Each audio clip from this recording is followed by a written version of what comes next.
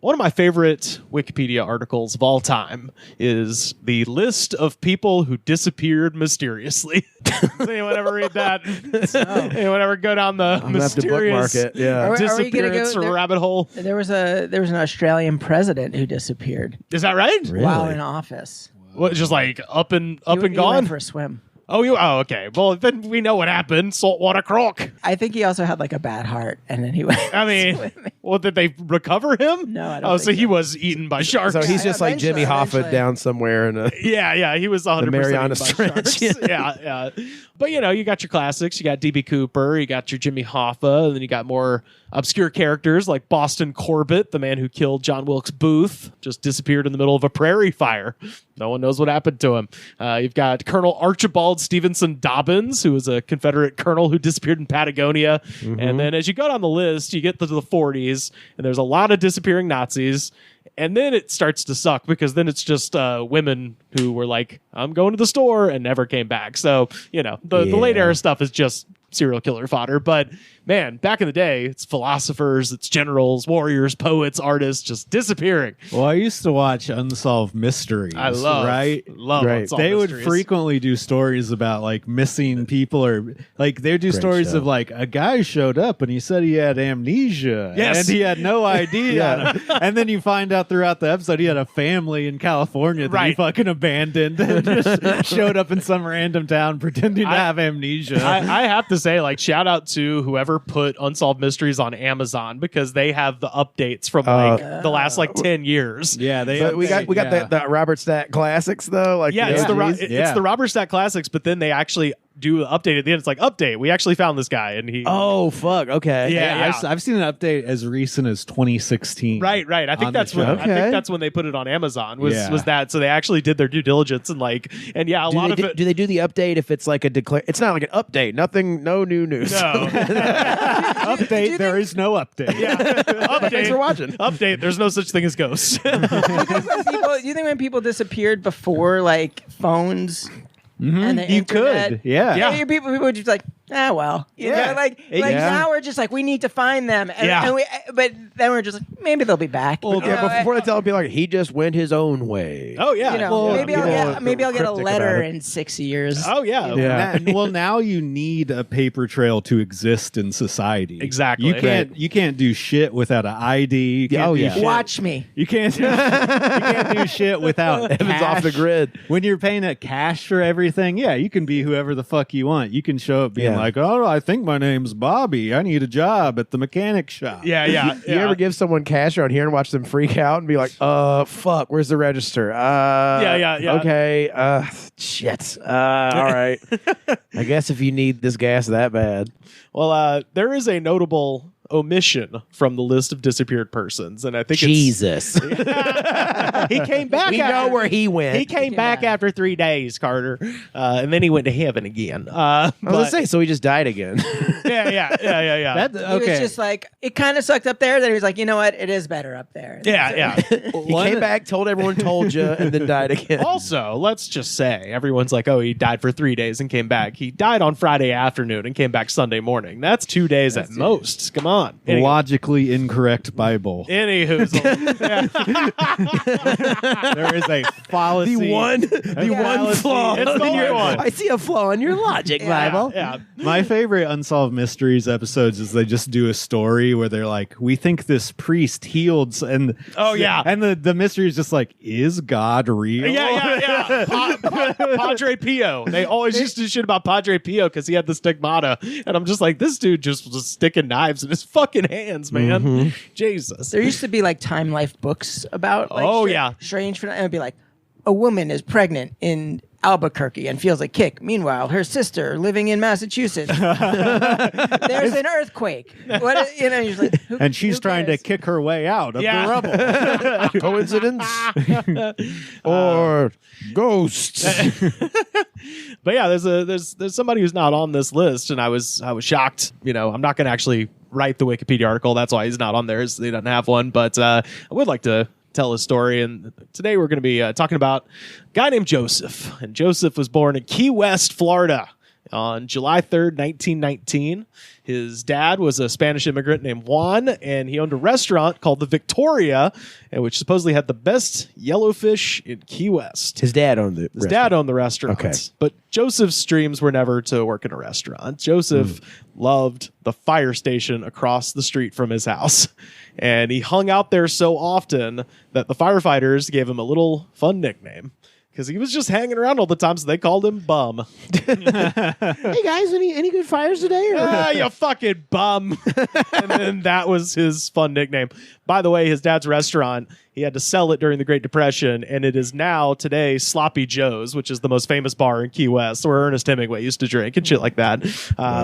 But Ernest Hemingway used to eat at a place called Sloppy Joe's. Yeah, so his fishing buddy bought it from Joseph's dad, and then turned it into Sloppy Joe's. So if you go to Key West now, that's like, it's like all those fucking bars on Bourbon Street. There's just a bajillion people falling out of the place and shit. But back in the day, it was a fancy restaurant. But anyway, his name's Bum now. That's what he'll go by for the rest of his life. But I didn't tell you his last name.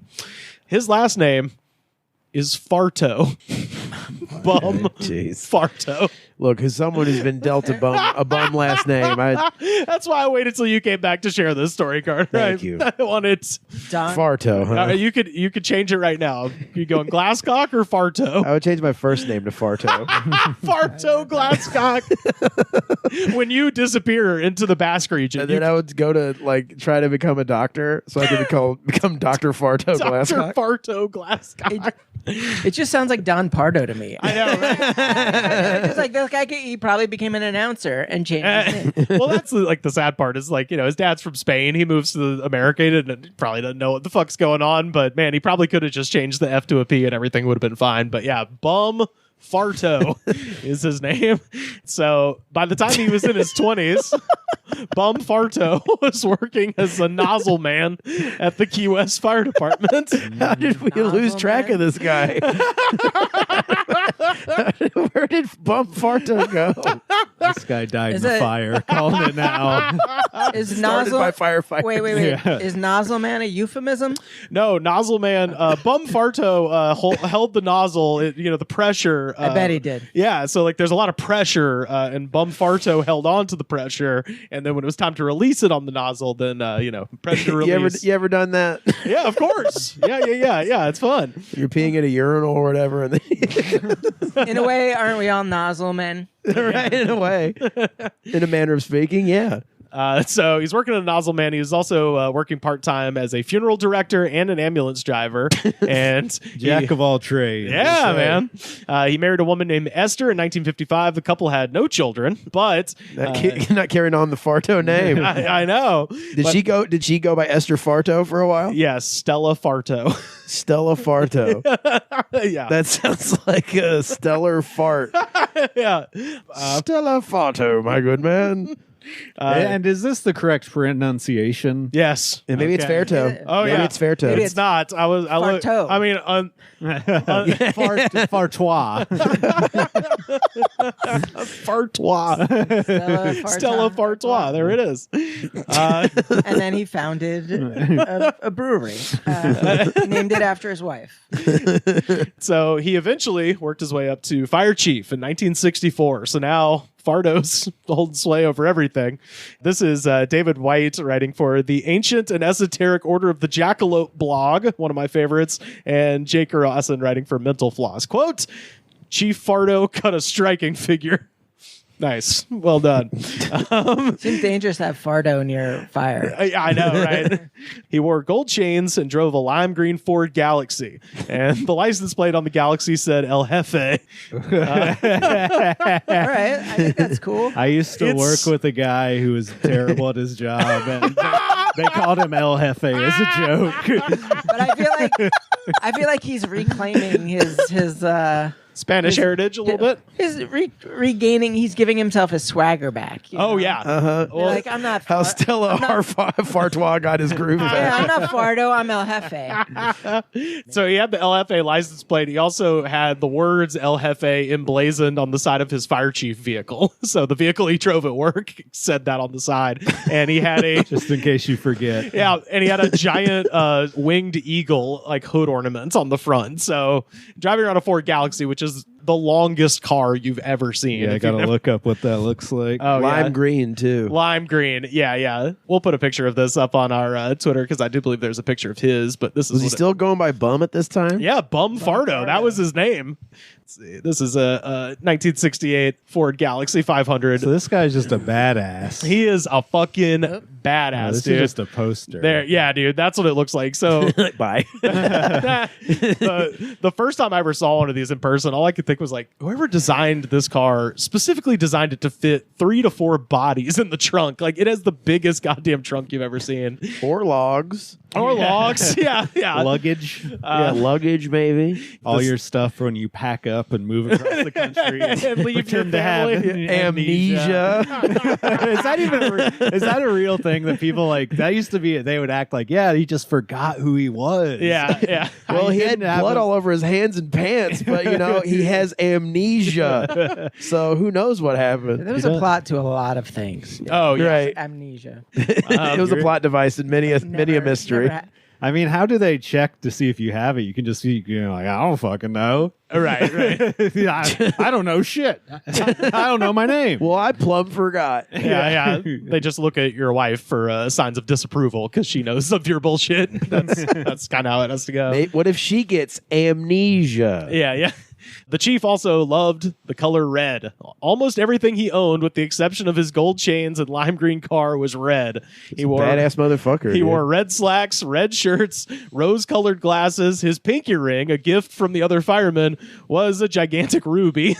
And he had a custom-made fire chief badge covered in rubies as well. So he just wanted to dress like a fire truck all the time. He wanted to be a fire truck, basically. Good for him. He was mentally 6 years old. Yeah, dude. He might have been, yes. Here's a photo of him in his He looks like his good. duds, he looks like dude. a prisoner. He looks at this So point. this is Bum Farto. This is Bum Farto right here. Yeah, that He looks like he's in the mafia Yeah, for sure. yeah, but very. It doesn't mob. fit good enough. Yeah, that looks like a weird prison where they let you wear red instead of orange. There's another. This is black and white, so it's not quite as cool, but that is a red suit. No, I have it's to just like assume. Rat Pack He era. looks better here. Yeah, He's yeah. a snazzy dresser. What can I tell you? Oh hell yeah, dude! I like the red look. Yeah. I was skeptical at first, and then I was like, he's really pulling it off.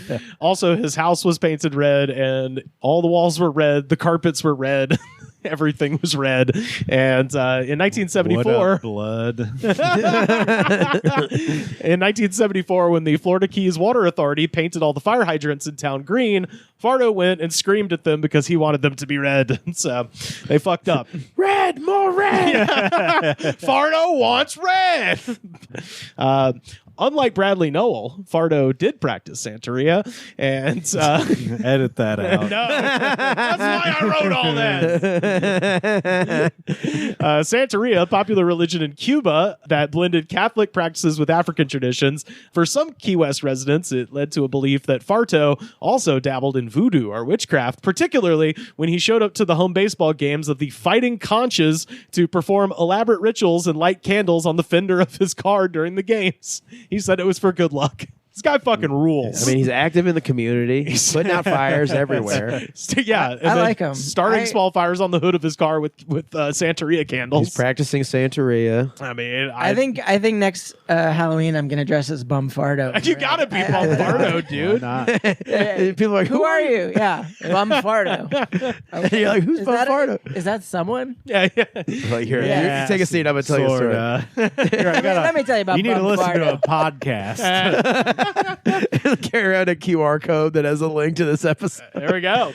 In 1966, Farto was accused of misappropriating city funds. A city commissioner recommended he be fired, but a civil service board overturned the action. And the reason that they didn't do anything to him, his nephew was on the board. So killing it. In the 60s, so the Navy had a very heavy presence in Key West. In the 60s, they started drawing down all their forces there. Well, I don't know. It's, What happened in I that think region? In the 60s? Yeah. So that kind of fucked with the economy of Key West. And, times were tough. And Farto, being a fire chief, even though it was his childhood dream, it couldn't keep him rolling in money. And so he decided to take a second job, drug dealer. Farto. The shoe fits. Farto. The shoe fits. Hell yeah. I gotta say, the shoe farts, dude. if the shoe farts, bum it. They'll never suspect the firefighter. You know, The that's what he was fire farto. The fire farto. So You got to work your way up from nozzle handler to drug dealer. That's right.